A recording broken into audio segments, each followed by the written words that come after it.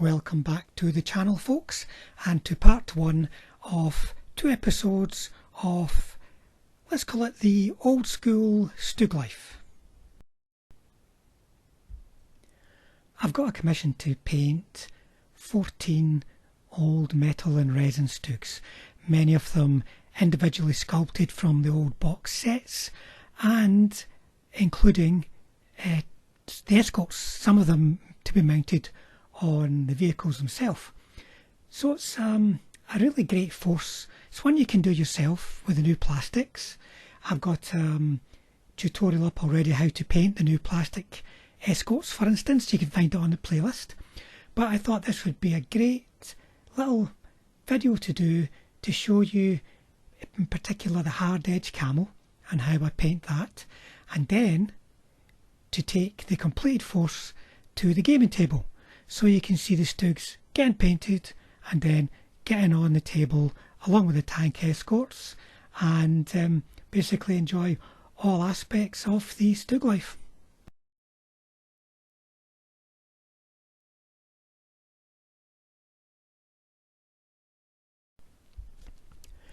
So let's get stuck into the airbrushing, folks. It's going to be the main focus of this guide. So here's 4 tanks. You want to do this masking process in manageable batches, because I find that once you've got the masking on, you want to finish the whole process and you don't want to be leaving stuff overnight. So don't try and do a large number at the one time. It's also important, especially with plastic tanks where you're using a sticky masking agent, that you have a solid primer on there and it's had 24 hours to dry. Now that's been done with these ones, and I've applied the first coat of colour. I'm going to work through the colours and finishing on the most dominant colour, the colour that is going to be, for instance, the colours of the road wheels, the colour of maybe the underside of the barrel, as you'll see as I'm going. And also I start with the colours that I want to have the greatest control over in terms of the size and the shapes. The first colour I am applying is Tamiya Red Brown. Then I would normally use olive green, Tamiya Olive Green, but when you put it on as a hard edge camo it comes out far too dark. And that's something to remember when you're doing hard edge camo, folks. They're going to look different from soft edges because they're very stark. There's no overspray of any kind. So instead I've opted for Panzeresi's Italian Tank Crew for the green. It's much softer and much more what we're looking for. And then to finish off, Dark Yellow 2 from Tamiya. You can get a darker finish using Dark Yellow 1, but I'm very much stuck on Dark Yellow 2 these days. Now at all times you have to bear in mind the balance you're looking for between the colours. That's like the finished result. Like you can see here, there is a nice even amount of the camo blotches, but the yellow is the dominant colour. You have to apply your blotches in a way that you're going to get that final look. On to the masking. Now there are dedicated products out there that you can use, folks, but I'm using Blue Tack simply because it's what I've got. And I've used this bit of Blue Tack for 10 years and it's still going strong, so I'm going to keep with it. But I imagine you could apply the same approach with the dedicated products and create the shapes in the same way. To create the shapes in the masking material, I'm going to be using a cocktail stick that I've shortened a little bit, because you're going to have to use a little bit of force. It'll snap if you just keep it full length. Now the point is good enough to be able to work the masking material, but it's soft enough to help protect the plastic or the metal or resin that's underneath, but you can still use it to roll out the material or to draw the material back, as you'll see me doing shortly. Now another thing to consider is you can kind of pre-shape your Blue Tack a little bit, or your masking agent a little bit before you put it onto the figure, and make sure that you're not working with too much on the figure at one time. This is the size of masking lump that I would use for a typical camouflage blotch. So I'm going to apply this to the tank, in this case to the shearson, sort of roughly shaping it. Here I'm just putting a little bit of a curve on it, and you can see that's a small piece, but it's quite thick. So once we start working it and pressing it down and rolling it out, it's going to cover a larger and larger area. So don't forget folks, you're going to start with the colours that you want the greatest control on in terms of size and shape. This is the point at which you're going to ensure you get that by making sure the piece of masking material is the right size to start with.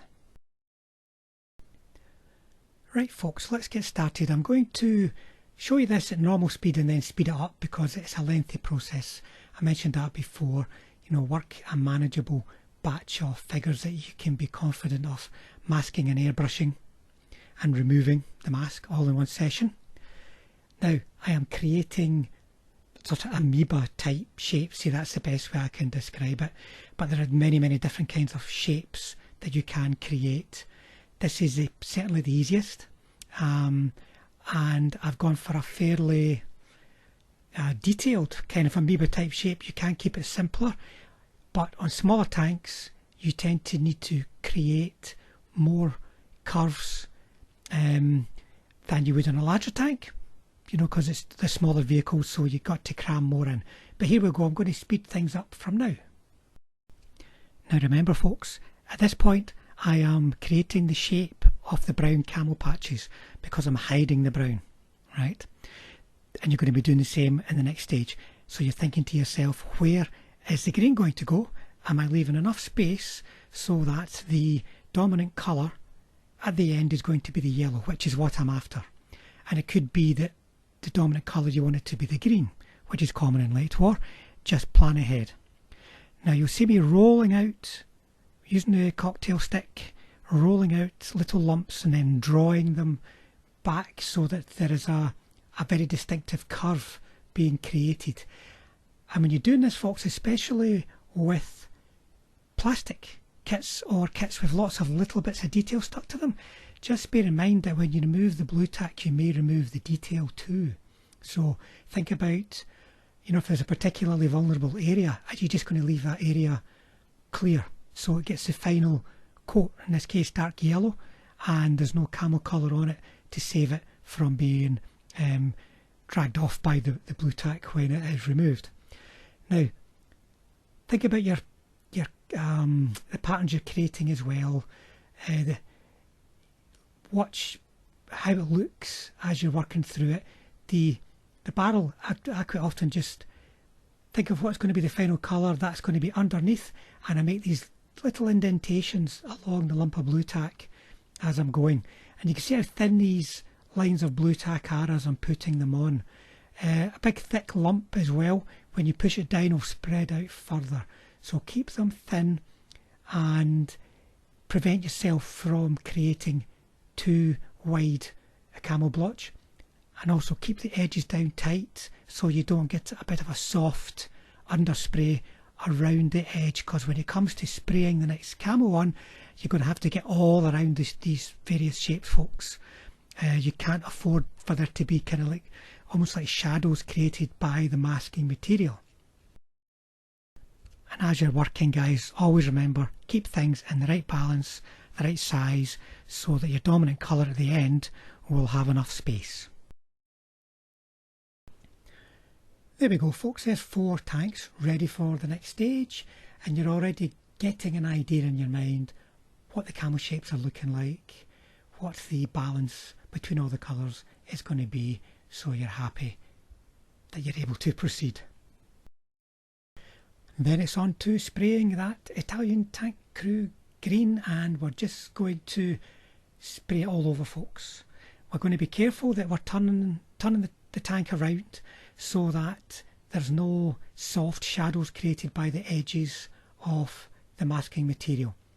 Little bursts required around all these points folks. You don't want to flood it, and the air pressure to push the paint under the edge as well.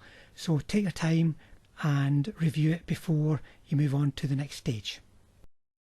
So everything is now green and we are ready to repeat the process. Now you can do this in many different ways, but I typically will butt up the one piece of masking against the other, and then I don't have to create the shapes on both sides because one side has already got a shape, if you understand, because it's been created by the previous lump of masking. Now, just as before, keep the masking material at appropriate sizes and thickness so that the shapes are going to be roughly the same as the other colour, because there should be a bit of balance there. And just as before, planning to make sure that you're leaving yourself with enough of what is going to be the final colour, in this case the dark yellow, and you can see what I'm doing again with the gun barrel there, so that it's going to have a bit of a wavy line along the midpoint of the barrel. So keep working, guys, and keep everything in balance, keep creating those nice shapes, and be patient because you cannot rush this too much, folks. So now it might look like a bit of a confusing mess to you folks because it's basically green with some lumps of blue tack on it. You might not be able to figure out what the final look is going to be, but that's the way it is. We've got some brown covered up, it's all sprayed over with green. Now we've covered some of the green and we're going to spray it all over with yellow. So once again, I airbrush these, giving a good coverage all over and then turning it around in my hand so that I could give little short bursts from the airbrush around all those little curves and little bits of detail on the masking, folks, so that there's no, as I said, soft edge kind of shadows that can be created by overshooting the edge of the mask as opposed to coming cleanly in against the edge of the mask. And there you go, going to leave that for maybe 10-15 minutes, just enough for that final coat of paint to dry before we start carefully peeling it off. So after all that hard work, now we come to the fun bit where we get to reveal the hard edge camo that we've created. Now I use my fingers as much as possible to pluck the masking agent off. There's times where I might have to use the cocktail stick to get in and about things, but I will use the little lump of blue tack to maybe draw off anything that's stuck, or use my fingers to just pluck it off, because the cocktail stick, especially on plastic or metal, can really, like, before you know what you've done, you put a big scratch across it, which can be fixed, but it's going to take away from the overall look. But you can see here how we're starting to appreciate the shapes we've put on and the balance as well. Have we got the right balance of the three camo colours? And in this case, I'm quite happy with how it's looking. Now you'll notice how strong and clear and opaque these colours are because it's going on as a hard edge. You have to consider that when you're choosing your colours, folks. If you're used to using a particular palette of paints for soft edge camo, it might not be the best for this hard edge camo. A bit of practice though will make that nice and clear in your mind. And you might miss the odd bit here and there, folks, but you'll soon enough catch it in the later stages. But there we go, folks, a nice hard edge camo. I don't normally use filters on these small 50mm kits. I find you get the filtering process, that unifying the surface, softening the tones of camo and such likes. You normally get all that through the wash and the vanishing processes, but here I want to change the tone a little bit. I want it a little bit more brown because it is very yellow, so I'm going to use a filter.